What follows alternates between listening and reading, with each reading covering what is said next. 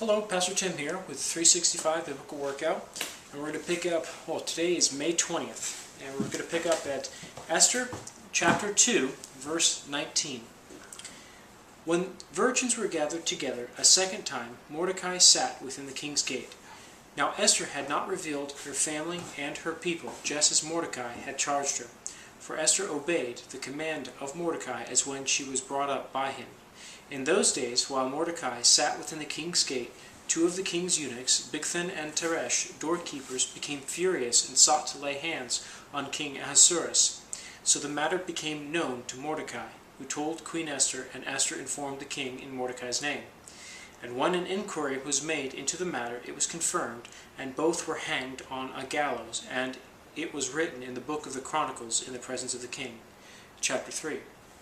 After these things, King Ahasuerus promoted Haman, the son of Hammedatha the Agagite, and advanced him, and set his seat above all the princes who were with him. And all the king's servants who were within the king's gate bowed and paid homage to Haman, for so the king had commanded concerning him. But Mordecai would not bow or pay homage. Then the king's servants who were within the king's gate said to Mordecai, "Why do you transgress the king's command?" Now it happened, when they spoke to him daily, and he would not listen to them, that they told it to Haman, to see whether Mordecai's words would stand, for Mordecai had told them that he was a Jew. When Haman saw that Mordecai did not bow or pay him homage, Haman was filled with wrath.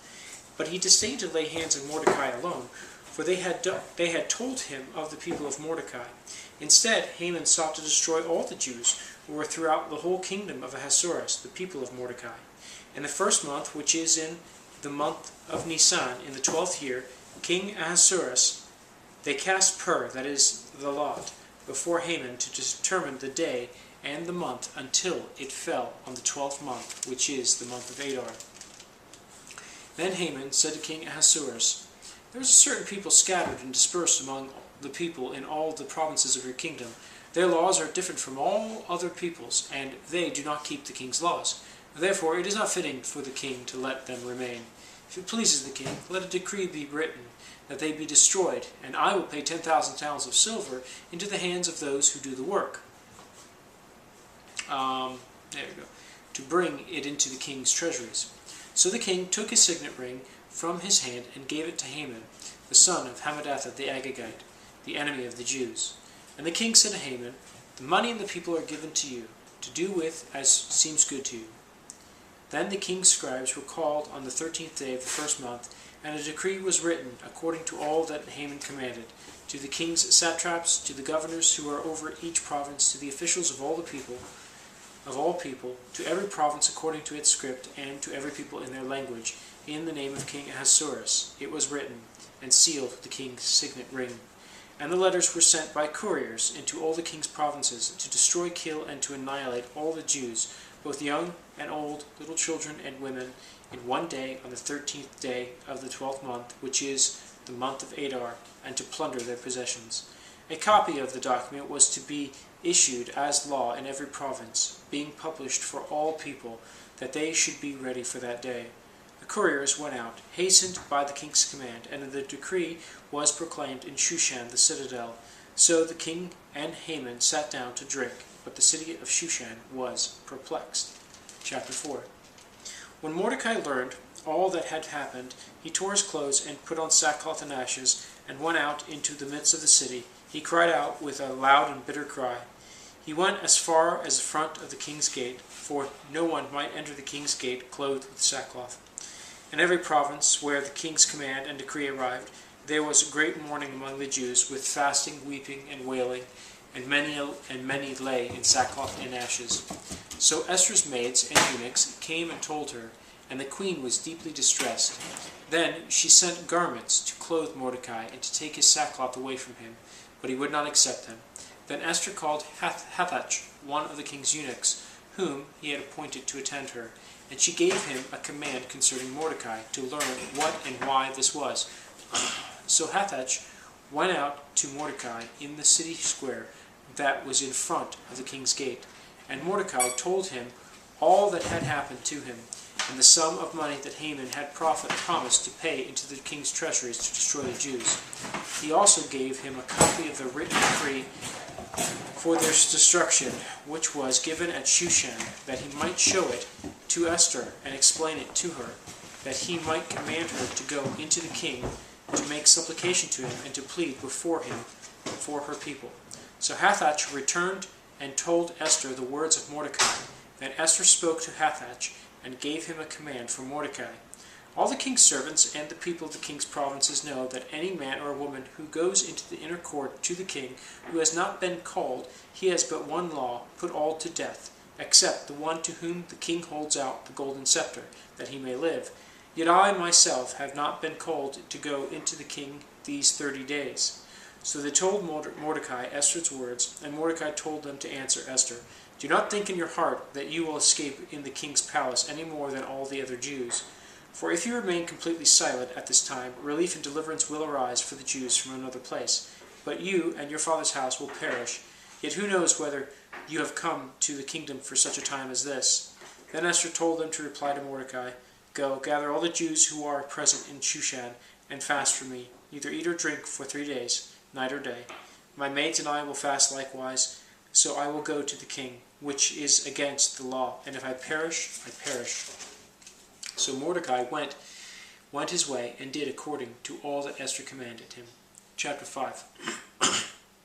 Now it happened, on the 3rd day, that Esther put on her royal robes, and stood in the inner courts of the king's palace, across from the king's house, while the king sat on his royal throne in the royal house, facing the entrance of the house.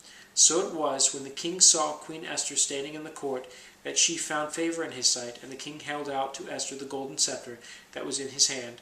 Then Esther went near, and touched the top of the scepter, and the king said to her, What do you wish, Queen Esther? What is your request? It shall be given to you, up to half the kingdom. So Esther answered, If it pleases the king, let the king and Haman come today to the banquet that I have prepared for him. Then the king said, Bring Haman quickly, that he may do as Esther has said. So the king and Haman went to the banquet that Esther had prepared. At the banquet of wine, the king said to Esther, What is your petition? It shall be granted to you. What is your request? What is your request? Up to half the kingdom. It shall be done. Then Esther answered and said, My petition and request is this. If I have found favor in the sight of the king, and if it pleases the king to grant my petition and fulfill my request, then let the king and Haman come to the banquet which I will prepare for them, and tomorrow I will do as the king has said. So Haman went out that day, joyful and with a glad heart. But when Haman saw Mordecai at the king's gate, that he did not stand or tremble before him, he was filled with indignation against Mordecai. Nevertheless, Haman restrained himself and went home, and he sent and called for his friends and his wife Zeresh. Then Haman told them of his great riches, the multitude of his children, everything in which the king had promoted him, and how he had advanced him above the officials and servants of the king. Moreover, Haman said, Besides, Queen Esther invited no one but me to come in with the king to the banquet that she prepared, and tomorrow I am again invited by her, along with the king. Yet all this avails me nothing so long as I see Mordecai the Jew sitting at the king's gate. Then his wife Zeresh and all his friends said to him, Let gallows be made 50 cubits high in the morning. Suggest to the king that Mordecai be hanged on it. Then go merrily with the king to the banquet. And the thing pleased Haman, so he had the gallows made. Chapter 6. That night the king could not sleep, so one was commanded to bring the book of the records of the chronicles, and they were read before the king. And it was found, written that Mordecai had told of Bigthana and Teresh, 2 of the king's eunuchs, the doorkeepers, who had sought to lay hands on King Ahasuerus. Then the king said, What honor or dignity has been bestowed on Mordecai for this?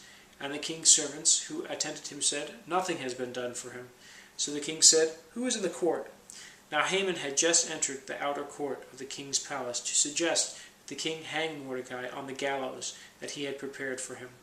The king's servant said to him, Haman is there, standing in the court. And the king said, Let him come in. So Haman came in, and the king asked, What shall be done for the man whom the king delights to honor? Now Haman thought in his heart, Whom would the king delight to honor more than me?" And Haman answered the king, "For the man whom the king delights to honor, let a royal robe be brought which the king has worn, and a horse on which the king has ridden, which has a royal crest placed on its head.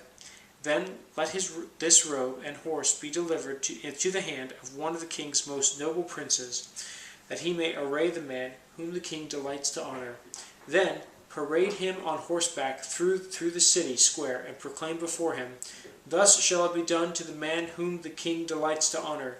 Then the king said to Haman, "Hurry, take the robe and the horse as you have suggested, and do so for Mordecai the Jew, who sits within the king's gate. Leave nothing undone of all that you have spoken." So Haman took the robe and the horse, and arrayed Mordecai, and led him on a horse back through the city square, and proclaimed before him, "Thus shall it be done to the man whom the king delights to honor." Afterward Mordecai went back to the king's gate, but Haman hurried to his house mourning and with his head covered.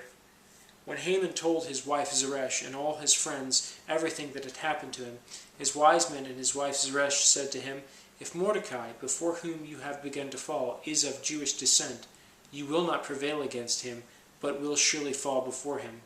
While they were still talking with him, the king's eunuchs came and hastened to bring Haman to the banquet which Esther had prepared. Chapter 7. So the king and Haman went to dine with Queen Esther. And on the second day at the banquet of wine, the king again said to Esther, "What is your petition, Queen Esther? It shall be granted to you. And what is your request? Up to half the kingdom. It shall be done." Then Queen Esther answered and said, "If I have found favor in your sight, O king, and if it pleases the king, let my life be given at my request, and my people at my request. For we have been sold, my people and I, to be destroyed, to be killed, and to be annihilated. Had we been sold as male and female slaves, I would have held my tongue, although the enemy could never compensate for the king's loss." So King Ahasuerus answered and said to Queen Esther, "Who is he, and where is he, who would dare presume in his heart to do such a thing?" And Esther said, "The adversary and enemy is this wicked Haman." So Haman was terrified before the king and queen. Then the king arose in his wrath from the banquet of wine, and went into the palace garden. But Haman stood before Queen Esther, pleading for his life, for he saw that evil was determined against him by the king. When the king returned from the palace garden to the place of the banquet of wine, Haman had fallen across the couch where Esther was. Then the king said, "Will he also assault the queen while I am in the house?"